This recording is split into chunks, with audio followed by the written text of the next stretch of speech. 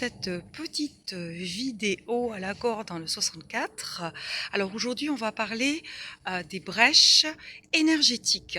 Qu'est-ce que c'est les brèches énergétiques? Quelles sont les conséquences sur notre dynamisme, sur notre énergie? Qu'est-ce que ça provoque? Les différentes types de brèches énergétiques, de fuites d'énergie, comment ça se passe et qu'est-ce qui les provoque. Alors, je m'appelle Christine Rusante, je suis réflexologue plantaire, je pratique le massage facial japonais aux huiles essentielles, la rose de Damas, si vous cherchez les propriétés, beauté, tonicité, on travaille sur les rides et les ridules. Également, j'ai été et je suis toujours énergéticienne, j'adore les pierres et en fait, mon objectif, c'est au vu de tout ce que j'ai vécu dans ma vie, et notamment sur mon lieu de vie et en expérience professionnelle également, en tant que salarié. En fait, je suis consultant et j'accompagne les personnes qui ont des problèmes de burn-out, des blocages dans leur vie. Tout ça, on hérite beaucoup de croyances, hein, beaucoup de choses du transgénérationnel, de la lignée de papa, de la lignée de maman, encore plus des grands-parents. Et on pense qu'on fait des choix, et alors qu'en fait, on est inconsciemment bloqué. Et donc, j'utilise certains outils et notamment, également, j'accompagne des personnes qui se sentent pas bien dans leur lieu de vie, qui se sentent bloquées, qui ont des problèmes de sommeil, qui se réveillent et qui n'arrivent pas la nuit à se rendormir, qui se sentent pas bien, angoissés, fatigués. Il y a beaucoup de conflits au sein de la famille et dans le voisinage et également. Et donc, pour ça, j'utilise la géobiologie, l'étude du lieu, comment tout ce qui s'est passé, si on a repris une maison, ce qu'ont vécu les habitants avant, imaginez s'il y avait des disputes, des violences conjugales, s'il y a eu une séparation, un divorce, il faut imaginer comme l'odeur quand on fait des frites, que là, ça s'imprègne sur les tissus, etc. Et bien, toutes ces énergies négatives, tous ces vécus, de colère, de disputes, etc., la maladie, la déprime, etc., bien tout ça, ça imprègne le lieu, les murs, et donc ça entre en répercussion avec nous, puisque ça baisse, et donc il y a une corrélation entre le lieu, ce qu'a vécu le lieu, même sur le terrain, hein. On ne s'imagine pas ce qu'il y a des siècles, et même il y a 100 ans, 200 ans, les pestes, la grippe espagnole, les maladies sur le terrain, les combats.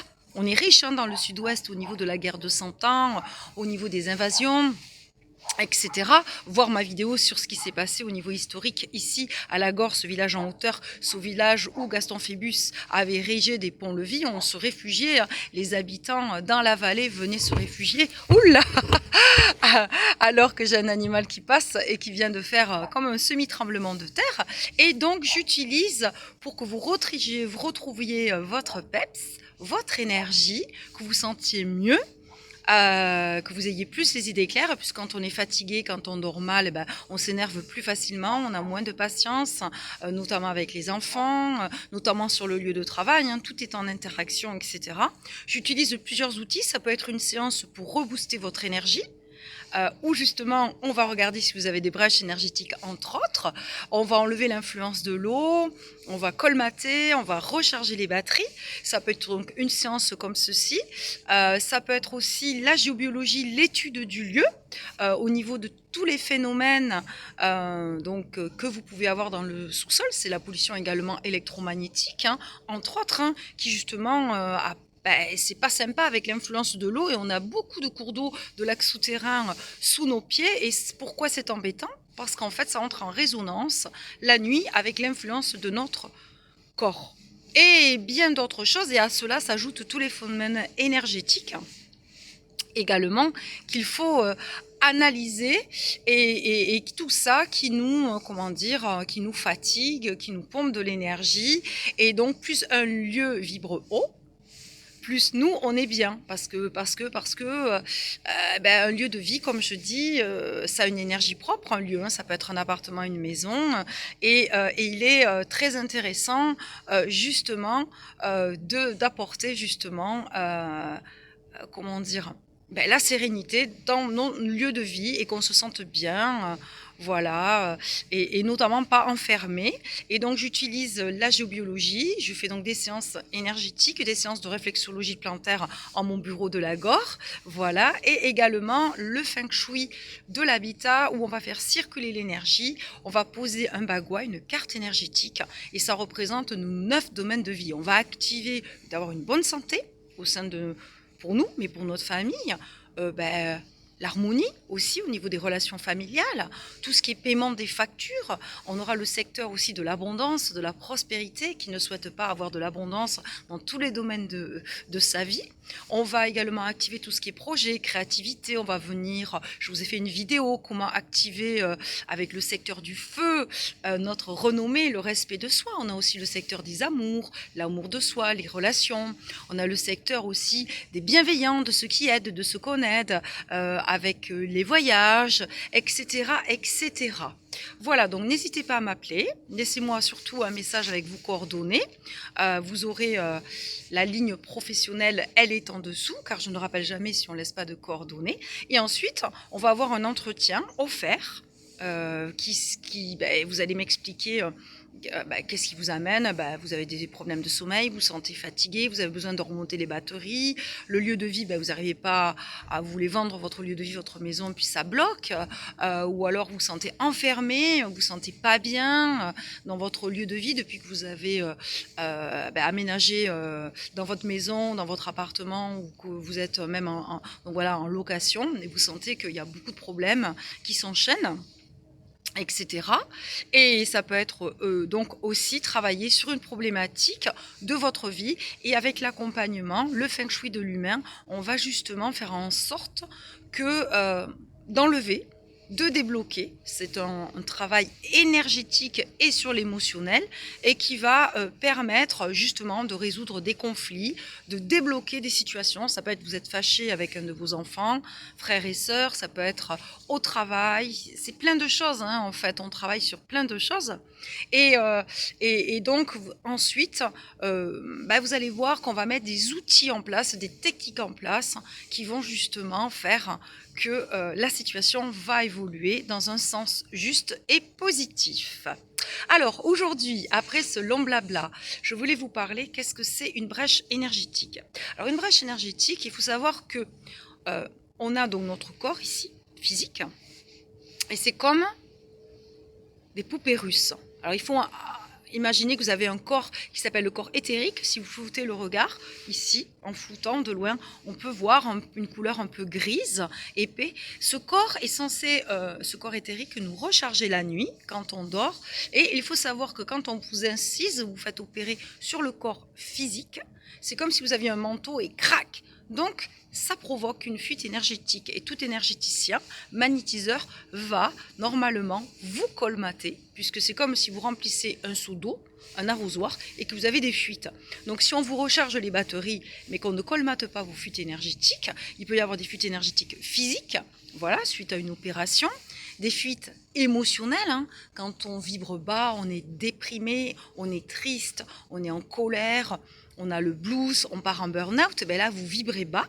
Donc évidemment, on attire des choses, notamment des énergies parasites qui viennent, qui arrivent, et qui donc en même temps, justement, ça peut être des âmes défuntes, puisqu'en Asie, on sait comment accompagner pendant plusieurs jours nos défunts.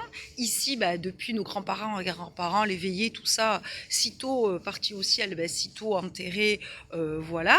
Et donc, ces âmes défuntes qui vibrent sur une énergie yin, quand nous, on est fatigué, déprimé ou en colère, eh bien, il est normal d'en avoir dans notre lieu de vie et en nous. Il ne faut pas en avoir peur. Comment on sait que on a ces énergies parasites? Ça peut être, vous faites tomber quelque chose, vous vous faites mal, vous avez mal de tête tout d'un coup, vous commencez à pleurer pour un rien. Alors vous allez me dire, oh ouais, non mais Christine, surtout si on n'y croit pas, si on ne croit pas en la vie après la mort, ouais, mais moi j'ai ça, j'ai ça, j'ai ça. Alors évidemment, mais les personnes le sentent, on le ressent souvent. Voilà, c'est pas méchant, mais ça nous prend en tout cas de l'énergie. Et ça peut nous réveiller la nuit et nous empêcher de dormir. Mais comme je dis toujours, on peut se réveiller la nuit, ne pas se rendormir parce que on a un organe qui dysfonctionne, ou ça peut être d'autres choses qu'on travaille également qui peuvent être associées à ces réveils nocturnes, hein, quand on a le mental qui tourne en boucle, etc. Quand on a des ennuis, etc., ça peut nous provoquer des insomnies également. Voilà, mais tout ça, ça s'étudie, on en parle et on va chercher justement le pourquoi du en travaillant en symbiose sur plein de choses. Et donc pour en revenir, on a donc ces fuites énergétiques, ça peut être aussi des attaques, hein, l'âme qui agit, hein, voilà, la magie, l'âme qui agit. Ça peut être juste, si vous voulez, ces attaques qui sont faites volontairement ou inconsciemment, il y a plusieurs degrés, hein. Il y a la jalousie, il y a l'envie, la méchanceté, la malveillance, hein, quand quelqu'un vous dit oh, celle-ci là, si elle pouvait être bloquée, pas avoir de clients, celle-ci là, j'ai rompu avec elle, ah non non non, moi je lui souhaite tout le malheur du monde, comme dit la chanson, ou de rester seul célibataire. Toutes ces énergies, la première des magies, c'est par la parole. Et quand on vous envoie de vilaines choses par la parole, par la pensée, imaginez, ça arrive et ça s'accroche à vous, à votre bulle d'énergie. Dixit vidéo, les douches à l'eau salée, c'est sympa, ça détend, on enlève un peu, même si vous êtes sous cette douche, vous visualisez de la lumière qui vous nettoie et tout votre stress, toutes ces énergies négatives, elles descendent le long de votre dos, de votre corps, par votre bassin et elles partent vers vos pieds avec l'eau. Donc il y a des techniques aussi que j'utilise, que j'ai apprises pour justement on nettoie toutes ces influences négatives, entre autres. Voilà. Et donc c'est pour ça qu'il est important de cautériser, hein, comme quand on recoue sur le corps physique, toutes ces fuites qui peuvent être dues à une opération, qui peuvent être dues au niveau émotionnel, qui peuvent être dues également donc à des choses, hein, des énergies négatives qu'on a autour de nous ou qu'on nous envoie inconsciemment. Hein. Je vous dis, quand on critique quelqu'un, quand on est jaloux, quand on est envieux, quand on parle mal d'une personne, hein, il y a beaucoup de gens qui sont beaucoup dans l'ego, l'orgueil, la colère, la violence et la haine. Tout ça, ce sont des énergies qui sont pas bonnes et qui s'accrochent à notre bulle d'énergie. Voilà, voilà. Donc voilà ce que c'est une fuite énergétique et bien sûr on peut se sentir très fatigué et il peut y avoir des choses vilaines de jalousie qui sont posées sur le lieu de vie et également on se sent donc enfermé, on a du mal à sortir, il peut y avoir aussi des vilaines énergies pour semer la zizanie, hein, des conflits au sein de la famille. Donc c'est pour ça qu'on a des lieux qui vibrent bas aussi et où vous avez tous les voisins qui sont fâchés en discorde. Donc ça ça peut être le cas également et c'est pour ça qu'il est bien de recharger les batteries en vous faisant masser, en allant voir un énergéticien, un magnétiseur, etc. Voilà, aussi en faisant une bonne petite séance de réflexologie plantaire ou un autre thérapeute, mais il est très très important surtout de colmater toutes ces fuites énergétiques, sinon vous allez vous recharger et c'est comme un nœud qui est percé.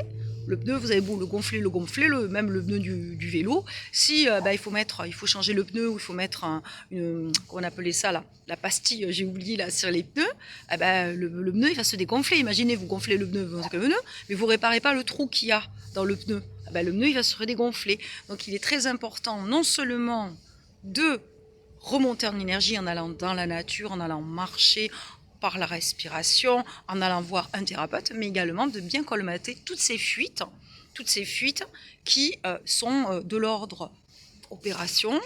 On fait un burn-out, on fait une déprime, donc on baisse vibratoirement, émotionnel, et qui peuvent être dus également à plein d'autres facteurs externes, et notamment à même un lieu qui vibre bas, il interagit avec vous.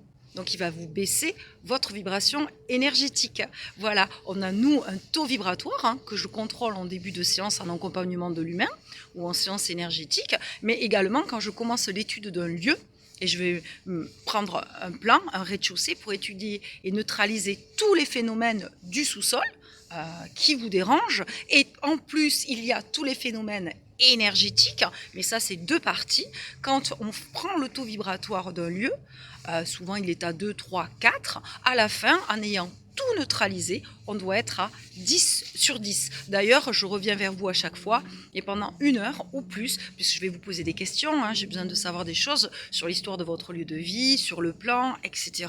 Qu'est-ce qu'il y a vécu, combien il y a de personnes qui vivent, l'histoire si vous la connaissez un petit peu. Et donc après, ça doit être à 10 sur 10. Voilà, c'était une petite vidéo.